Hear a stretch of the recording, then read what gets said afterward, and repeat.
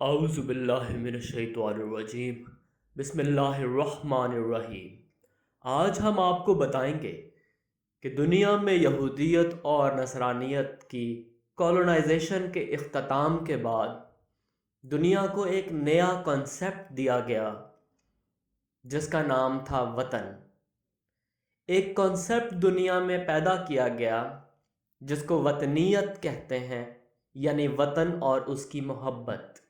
یہ کنسیپٹ دنیا میں پہلے نہیں تھا، لیکن یہود و نصارہ نے اپنے دنیا سے تسلط کو ختم کرنے کے بعد چند ایسے خطرناک نفرت کے بیج بوئے تاکہ دنیا میں ان کا تسلط بظاہر ختم ہونے کے بعد بھی برقرار رہے۔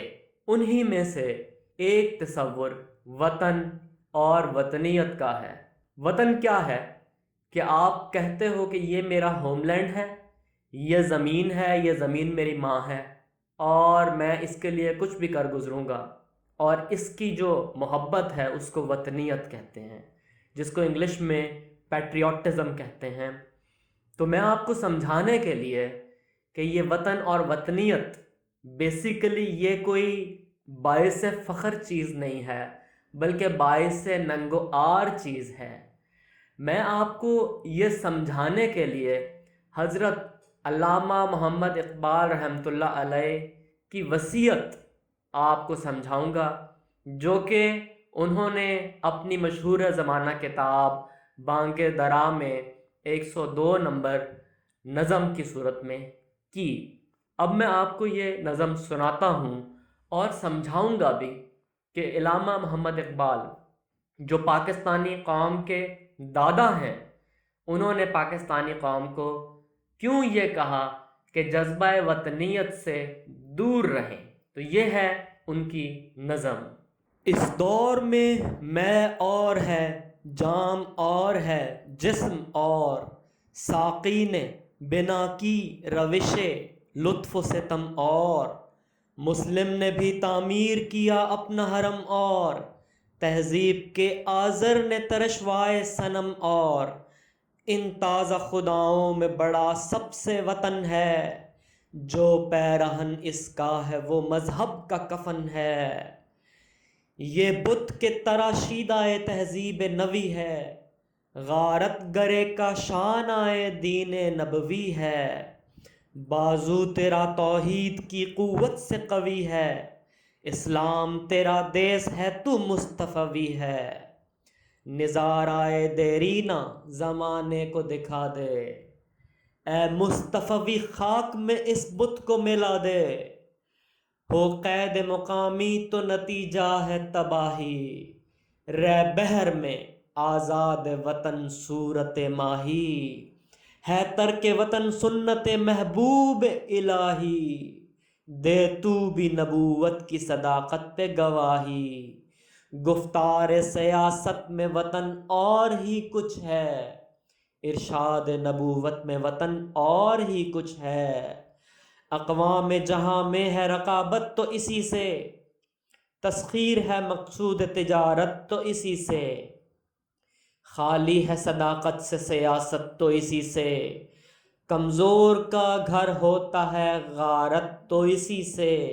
اقوام میں مخلوق خدا بٹتی ہے اس سے، قومیت اسلام کی جڑ کٹتی ہے اس سے۔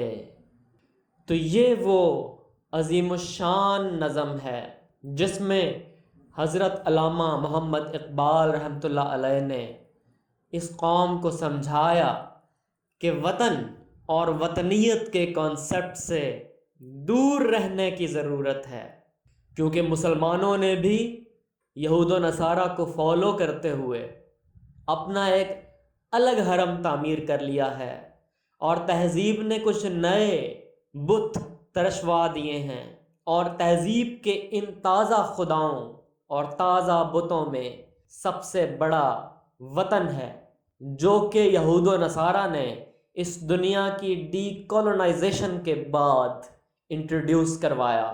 اور یاد رکھیے، جو شخص وطن کے خدا کو پوجتا ہے وہ بیسیکلی اس کو لباس پہناتا ہے، اور جو وطن کے خدا کو لباس پہناتا ہے وہ مذہب اسلام کا کفن ہے۔ وطن کی تکریم مذہب کا کفن ہے، وطن کی محبت مذہب کا دفن ہے۔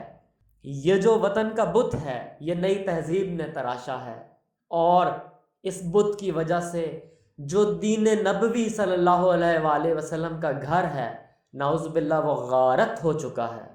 اور اے مصطفی، اے مسلمان، تیرے پاس تو توحید کی قوت ہے، تیرے بازو میں اللہ نے توحید کی قوت دی ہے۔ اسلام تیرا دیس ہے، اسلام تیرا وطن ہے۔ یہ پاکستان، یہ بنگلہ دیش، یہ سعودی عرب، یہ شام، یہ عراق، یہ یمن، یہ تیرے وطن نہیں ہے۔ اسلام تیرا دیس ہے، اسلام تیرا وطن ہے، کیونکہ تو محمد عربی صلی اللہ علیہ وآلہ وسلم کا امتی ہے۔ اور تو کس طرف جا رہا ہے؟ انگریز یہود و نصارہ کے دیے ہوئے وطن کے بت کو پوج رہا ہے۔ اور اے مصطفی، اے مسلمان، تو اس وطن کے بت کو خاک میں ملا دے، اس کو ٹکڑے ٹکڑے کر دے۔ تجھے تو اللہ نے آزاد پیدا کیا ہے، اور تو بحر میں آزاد آزاد ماہی کی صورت، تو جہاں چاہے جائے، کوئی روک اور ٹوک تجھ پر نہیں ہے۔ لیکن یاد رکھ، اگر تو اپنے آپ کو وطن کی قید میں جکڑے گا تو تیرا نتیجہ تباہی ہوگا، کیونکہ ترک وطن محمد رسول اللہ صلی اللہ علیہ وآلہ وسلم اور تمام انبیاء کرام کی سنت ہے۔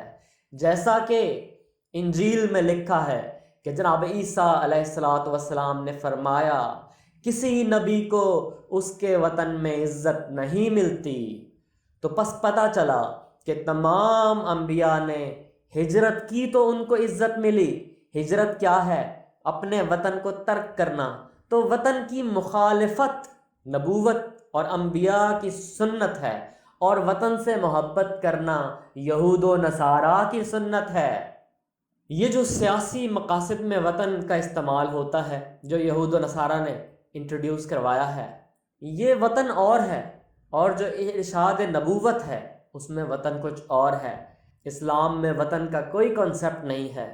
اور یاد رکھو کہ دنیا میں جو دشمنی پیدا ہوتی ہے، اور دنیا کو جو تسخیر کرنے کے لیے، اور دنیا میں جو کیپٹلزم کا کنسپٹ ہے، وہ صرف اس وطن کی وجہ سے ہے۔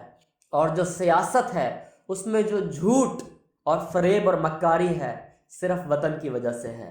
اور کمزور کا جو گھر ہے وہ اس سے غارت ہوتا ہے، غربت بڑھتی جاتی ہے۔